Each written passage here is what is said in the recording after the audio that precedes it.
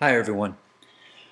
We're entering week 3 and I just kind of wanted to give an update on what's going on in the class. We'll move forward with 3 chapters this week, and so we really need to get going. I've noticed we really need to move forward on the posts for chapters 3, 4, and 5 from last week. But let's just move forward real quick. One of the things I've noticed in class, we've gone through it, federalism, the chapter on federalism, you seem to be doing pretty good on as far as your learning activities and your discussion boards, and you guys are doing a great job on those. The chapters on civil liberties and civil rights have been going very well. You're doing really well with your tests in there. I would like to see you moving forward and posting to the discussion boards for those. They're incredibly rich and interesting subjects, and so I hope you move forward on those, as you should be finishing those up by the end of this week. Well, actually this week or early this week. I would like to talk about one thing. I think it was in the first week of class that I didn't talk about, was I noticed when we went through one of the discussion boards, it was the discussion board on political compromise. I noticed that a lot of the posts were the same. And I see this every once in a while. And this kind of brings me back to that issue that I talked about in the course orientation. Why we think the way we do, the epistemology of how we know what we know. Generally, when we go to school, we're taught the practical applications of some kind of philosophy. Generally, we're not taught the philosophy, which would be really helpful if we knew.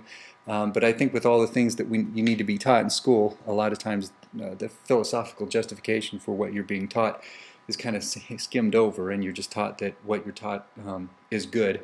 I know we usually go to school and we have teachers that tell us to be open-minded and think critically about what we think about. To be honest with you, I don't think that's the case.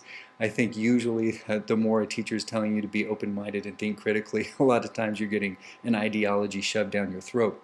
And when I see this, I just like to say something about it. And I noticed in political compromise, a lot of the discussions were the same. And a lot of it was favorable to compromise, in fact, incredibly favorable to compromise. I think I made a comment in one of the discussion boards about, it sounded like I was reading the accumulated works of Neville Chamberlain. If you don't know who that is, he was the Prime Minister in Great Britain before World War II, and worked with Hitler to sign a treaty and have Hitler sign a piece of paper saying that the two countries would never again go to war and there would be peace in their time. But in that there's nothing wrong if that's what you agree with. I just hope you know it. And so I wanted to tell you probably why most of you have kind of been probably taught this while you have been in school, and it's the contemporary thought in America today. My guess on this is probably because there was a man who had a profound impact on the philosophical nature of what we think today, and that his name was Hegel. He's a German philosopher who wrote some incredibly powerful philosophy. He had written about the progression of history, and one of the things that Hegel wrote about was that conflicting ideas can work together to form a better idea.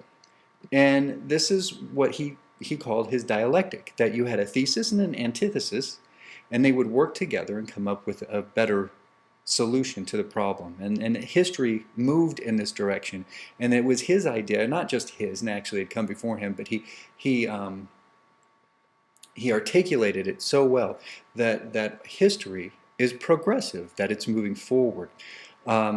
And this is the thought of most contemporary political thinkers, or many political thinkers. And so the idea that history is always getting better is kind of most well recently articulated from Hegel. Although Hegel thought history had ended in constitutional monarchy a while back, it's obviously philosophy has moved forward from them, and also so has politics and political science.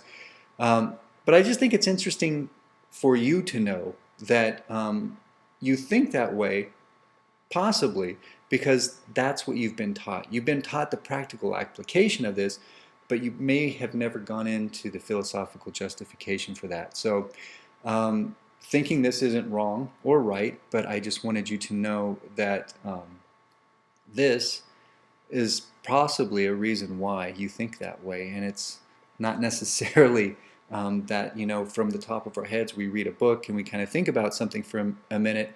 Remember, epistemology shows that we have kind of a worldview.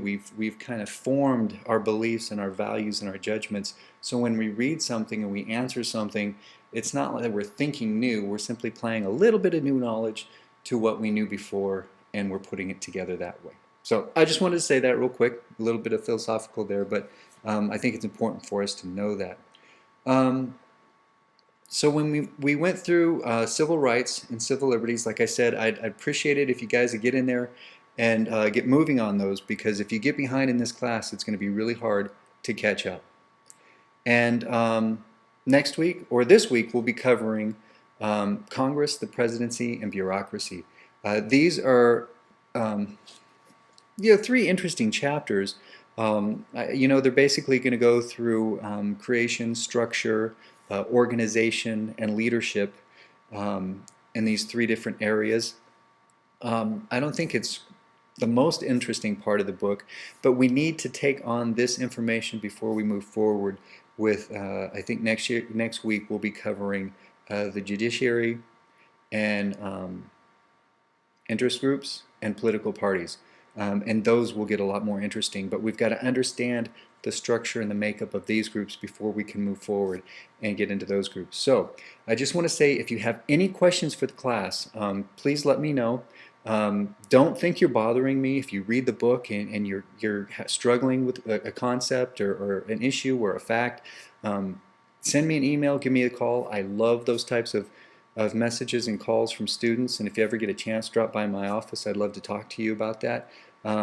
There's nothing greater than to have a student come in and talk to you about something that's interesting and a subject that you love. So go ahead and do that. Don't think you're bothering me. Also, as far as the class goes, I know there are a few problems with the quiz. It seems like in each quiz there's one or two questions that doesn't seem to have the right answer in it. I've gone in and I've tried to correct those mistakes, but they don't seem to be correcting. So go ahead and send me an email or something if you notice that a question is wrong and you've marked it a couple of times and you think you have it right and it's coming out wrong. I'll still try to go in and correct those, but I want you to know they may not be corrected. But since we're evaluating this new system, I've already planned on giving you some extra points at the end of the class. So however points there are on all these different tests, I'll just add them up and add them to your score and help you that way. So that shouldn't be a problem. But that's it for this week. If you have any questions, please let me know, and I'll see you in the discussion boards.